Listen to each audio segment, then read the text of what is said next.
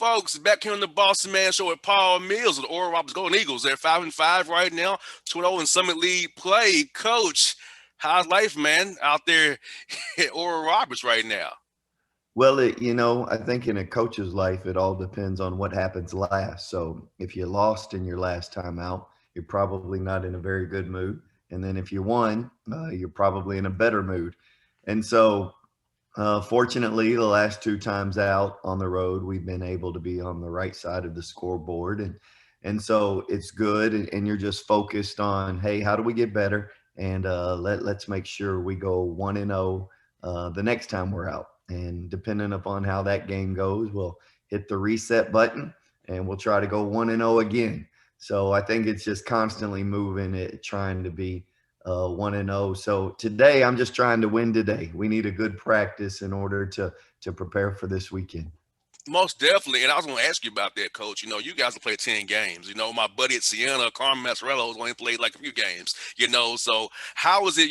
With you guys, man, having been played 10 games, being blessed to be able to have that many in already, and playing some games for money as well, and raising money for the school as well, because other schools can't even get games. And so how is it blessed for you and your staff, or for your players, to be able to get in 10 games? This COVID year is going to be weird all year long. Yeah, November 25th, the opening date for college basketball when they moved it back. I mean, it wasn't until about a minute before tip off that I realized, like, wow, this is actually going to happen. And even though that we had made the trip to play Missouri, a very good Missouri team, and you were just there's just so many uncertainties that I just thought, like, right before the tip something would happen and it would get canceled. And so the whole idea of being able to play in the COVID era, as I shared with our guys, what you do realize is it is such a privilege to play, and that the opportunity to play, the privilege to play. I do think that we have a very mature team, and because we have a very mature team, they've been able to handle things. Not that teams who've had an influx of COVID issues aren't mature, but our for most of our guys, we had a number of COVID issues, parents in ICU for several of our players. Obviously, what's going on throughout the country, a number of our players' families, members lost jobs. And so I think as all this began to unfold in June and July, we were so conscientious about just let's do the right thing. Hmm. And we could do the right thing and COVID could still impact us, but let's try our best to do the right thing because it was so personal. To see family members in ICU. Fortunately, none of our players lost any of their family members, but I mean, there were days and weeks where it was touch and go. And fortunately, family members, but they've also seen the financial devastation up close. And so you do realize it's a privilege to play as you're going through a global pandemic. And we can't take this stuff for granted. Coach, this went to my birthday, which is March 11th, when I was at the Hawks and Knicks game. I got the text that it's getting suspended. And the 12th, everything is shut down. So how was it for your staff going back to my birthday in March and going from being on campus, being with you guys, to being at home, going virtual, and trying to keep the grades up at home in that new at home environment and trying to learn?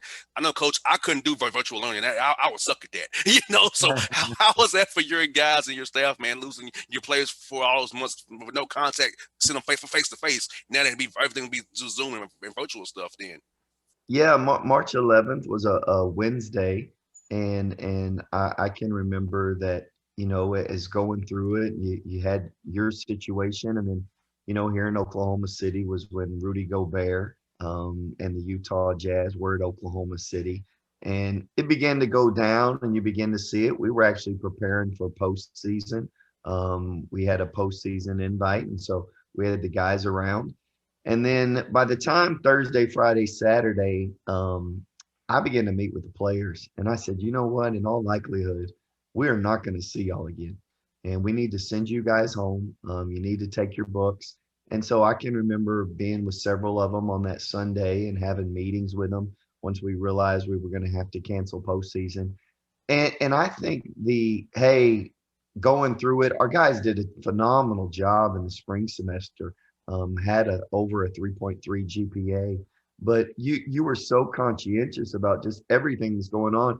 And when this began to roll out, nobody knew anything, right? Yep. We didn't know if we touched something, if we got COVID. We didn't know if we stood by somebody and they breathed on us. We didn't know how all this played out. And so, I mean, if you remember, nobody could even find toilet paper Yes. during, and it was just a mad rush towards, and as we look back now, was it a little, were we way just over the top? Did we realize some things? And then you realize, like, man, this is a respiratory disease that impacts a number of people, Hmm. but we really have to protect our vulnerable, people over the ages of 65, and we have to be so conscientious about what happens there. And I think as more information just begin to can't come out, we begin to take the attitude of how do we help our neighbors? Like, you know what, for high level athletes, yes, if you get touched by this, it may be minimal. It may be more than. And so we need to make sure that we get you with the heart doctors. But we just really tried to instill in our guys, how can we help our neighbor? And then obviously you had the influx of politics, and then George Floyd this summer. And then it really became about, man, how do you help your guys? How can you serve your guys during this time, Most definitely. knowing all of the racial animosity that's going on in a political year? And so we just became so conscientious, and I think our players will tell you this, just about, hey, you know what? Our job is to love one another, and love means giving. So we need to give of ourselves. We need to give of our time.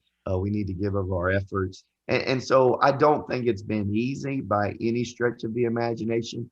But what I do think it's done is it's stretched our players, and it stretched our staff as people, in order to kind of, let's get outside of ourselves and let's find a ways to love others through our energy, through our time, through our giving. Let's do those things. And I think that's what this, last, what's now going 9 months, has really done for our basketball team. And coach, same here with my staff. I've seen myself since my party. I had a party on March 14th, coach. I know I shouldn't have did it, but I had a party on March 14th. That's the last time we was all together and out. But I told them, hey, let's use it here to adapt, overcome and conquer and grow as people. Because for me, Yeah, coach, using this radio show, man, I never talked about life issues what I did with after George Floyd and Martin Arbery, Jacob Blake. I never talk about politics on my show or anything political on my show. But the yeah, moment was like, hey, as a black man living in Atlanta, I have to speak on this, and not absolutely. sweep it on the rug anymore. So, and the coach, Yeah, I'll honest with you, I lost some sponsors because I spoke the truth about how life is for me here in Atlanta as a young black male in my 30s. But I feel like it was for the right cause. It was giving back to my listeners who need to hear, who might not understand where my life experience is, so they can yeah, kind of get a not it might not understand it fully, but get a snapshot of what Jr. deals with when he's off the radio. Now, say from not at the arena covering the game. I go yeah. back to being Jr. young black male in Atlanta, not just Jr. the radio host. Yeah. Yeah. And again, I think, that was where I think one of the things that came forward this summer is, I think people begin to listen. People who may come from a different demographic and a different socioeconomic situation. People said, you know what? Man, we never understood that. And I grew up in inner city Houston. And so, basketball is kind of the sport of the poor in America. In Europe and in Africa, it's soccer. In basketball, or in America, it's basketball. I didn't have the money to afford a helmet and cleats. I couldn't afford a baseball bat and a glove, but I could run down to the end of the street and play with 12, 15 other kids and with one ball. And so, you were aware of some of the socioeconomic issues that were occurring. I don't know that a lot of people are. And so, just to have the opportunity to listen during the course of this summer. George Floyd was from the same area I was. He went to Yates High School there in Third Ward, Houston. And so I probably was in a gym. We're around the same age as him at the same time. And you just became so conscientious. And I think everybody was just sickened by that entire event. And I think what it allowed people to do was, one, vent, right? And people were allowed to share their frustration. But the second part was people, to some degree, I think when they were conscientious, began to just listen instead of debate. Hey, that's your experience. Like, man, you know what? You shouldn't feel that way about this situation or that situation if you ever find it in. And so I do think that what it brought about was a number of people who became empathetic and Hmm. began to listen and understand better issues that may not necessarily be in their direct home, but became wider about some of the diverse things that people experience. And coach, the email responses I've gotten since June of people who say I had no idea, Jr. I mean, of course you would, because I wouldn't share it on the radio unless it was. Yeah, I wouldn't just openly tell you that I grew up poor, and I grew up on free lunch. I grew up on Medicaid and Medicare. I'm not gonna tell you that, just, yeah, that's yeah, just yeah, because, right? So this moment allowed me to share with my listeners my true life story and tell them that, hey, yeah. I came from nothing to getting a master's degree and having my own radio show platform and working around the NBA, the NFL, and MLB. I mean, I'm a great story on that it happened in this country. Yeah. So if unless this happened, I never would have shared with my listeners my true life story. And I think what it does is it obviously, people are attracted to stories, and people are attracted to the whole idea of, man, listen to their situation, better understand them, and then you get a better idea about the empathy that we all need to have about everybody's situation. People at the end of the day want to feel valued, and the way that you value people is you listen. And again, I thought that's what this summer allowed those who were sensitive to it to do. And Coach Mattriscoll, man, and as your young men grew from this, as you talked about it on Zoom, how was those Zoom calls, man, when your guys shared their experiences with you did around the team and how was open forums? I feel like for me, Coach, the open forums I've had on Zooms with different teams this year and other coaches had me to come speak was great because seeing guys be open and being vulnerable to share. Because a lot of times guys are kind of tight and they don't want to really share, they want to be macho, but seeing guys really let their guard down and say, this is who I am was really for me really refreshing, coach. Yeah, I mean, and we had a number of them, as I mentioned to our players, if all we're doing is talking about a 12-ounce rubber ball, we're failing you guys. I mean, a 12-ounce rubber ball isn't doing much for your life. And so we had a number of guys. I thought one of the guys who did a phenomenal job and provided a great perspective was Clark Kellogg with CBS Sports. Clark was a really good basketball player, but his dad and his granddad were in the middle of riots that he remembers vividly because they were in the police unit, and he could talk about the experience that they had just as black officers and going through that through the summer, and then also the platform that the media presents. And so just, hey, how do you navigate this world of, man, I have something to say, but maybe I'm too young. I have something to say, but people don't listen to me because I only average 2 points a game. And to just kind of share with them that, you know what, your voice is important, and we all have a role to play here, and you need to understand that you're supported on this end. And so I think that was the biggest thing that we tried to get across to our guys is, one, you're supported, and two, we all have a role to play.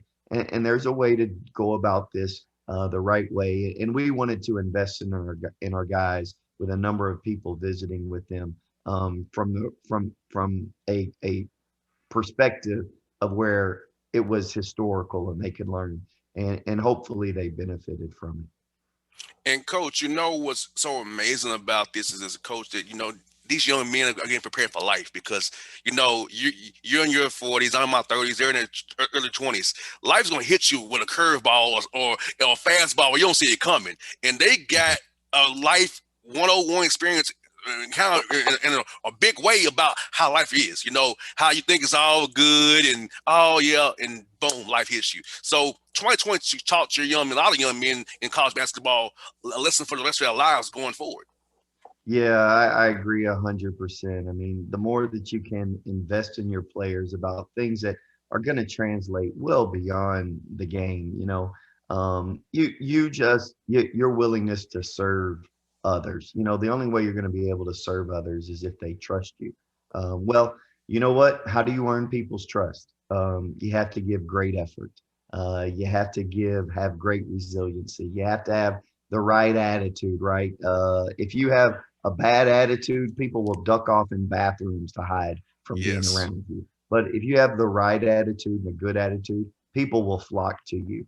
And so I think all of these things that allow for teams to be good basketball teams, these intangibles, you see them play out in their everyday life, in their everyday world. And we're constantly trying to reinforce those things. One, we're trying to model them, and then two, we're trying to make sure that we reinforce them. But you do realize you don't now, but you will as you get older. The value, as I share with our guys, if you're going to quit on that play and you're not going to fight for your teammates, how do I know that you're not going to one day quit on your wife? How do I know that you're not one day going to quit on your children? And so I'm not going to let you quit on a play because there's much bigger things that we don't need to quit on. So let's make sure we give great attention to the smallest details in order that we don't let this mentality seep into us. Now, coach, speaking of details, how was it to kind of prepare for the season? Putting stuff in, ramping guys up to prevent that injury and nags all year long. Because I can only imagine trying to put it in offense and defense when you can't be everybody on the court at the same time, trying to get guys the workouts without getting them sick as well. So, how was that process trying to install and get guys ramped up to play the way you all played 10 games so far? Yeah, I mean, one, we were able to start practice a little bit earlier than normal, so that helps. And then, we had two starters returning, one in Max Asmus, the other in Kevin O'Banner. Both of them are top 25 in the country in scoring right now. And so we're the only team in the country to have two guys, to multiple guys in top 25 in scoring. So they were the two returners. So they were kind of our experienced guys. But trying to get the other guys, even though we had returning Letterman, acclimated, it's new, right? Some guys may not be familiar with the terminology. And then you have the COVID interruptions, right? Back in August and September, it was if somebody got COVID, you were done for 2 weeks. So I can remember we'd practice a day, done for 2 weeks, practice another day, done for 2 weeks. And so, I mean, there were just all of these interruptions. So we tried to utilize as much film as possible. We tried to utilize as much individuals as possible since we couldn't be together as a team. And, give a huge credit to the strength staff here at ORU. Ashton Mirpool did a phenomenal job. And then our coaching staff, Sam Patterson, Solomon Bossman, Russell Springman did phenomenal work in just helping our guys. And then we tried to get together via Zoom and film and talk through these, but it's not easy. But the truth is we weren't the only ones doing it. Everybody was in this boat. Most definitely, coach. And I'm gonna ask you about somebody you know good well, Matt Driscoll. Tell us about Coach Matt Driscoll, man. He's a good buddy of mine as well, a guy from Baylor as well. That tree. So tell us about your time with him, man. Yeah, I love that guy. Matt Driscoll, obviously, he's the all-time winningest coach at the University of North Florida. And you talk about a guy who you're attracted to because of his attitude. That's him.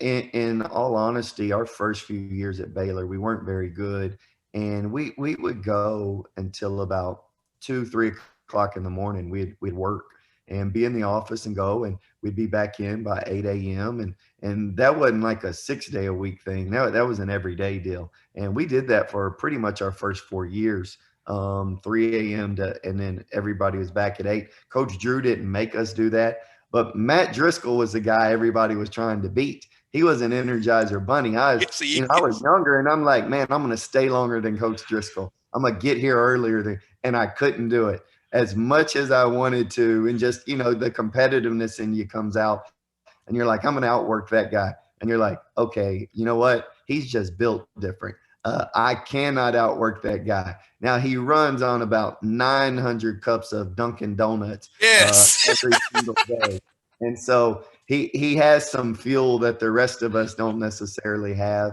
But who he is as a man, who he is as a dad, his son Chase Driscoll was a GA for us last year, and he's an assistant coach now in Florida. And Paxton Driscoll, they used to babysit my children when my kids were young. He and his wife Carrie. But you just talk about phenomenal people. That's who Coach Driscoll is. And those kids at UNF are so fortunate to have a man like that pour into them and invest. I know he just got his best player back, from what I understand, and so he'll do phenomenal work as they fight for an Atlantic Sun uh, first place trophy this year.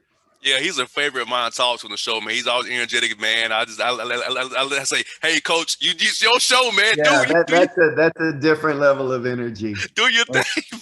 and he's always been that way. He has not changed. Hey, coach, I thought I had energy, but hey, when he comes on the show, he has more than I do. I'm like, Yeah, okay, hey, coach, I can't beat you, man. You got all the yeah. energy in the world, man. And And you I'm know 30, I'm what? Just 33. ask him one question, and then you don't really have to do any more of your show because he'll take off. Hey, I last I had him on the show the other week. 4 questions. It was all That you got 45 minutes worth of material right there. even better. 54 minutes, actually. Even better than that. 54 minutes. Hey, I said, Coach Driscoll, you lucky that I own my show. Now I don't have no hard outs because if I had a hard out, I don't know what I would do. Yeah, you definitely have to splice it.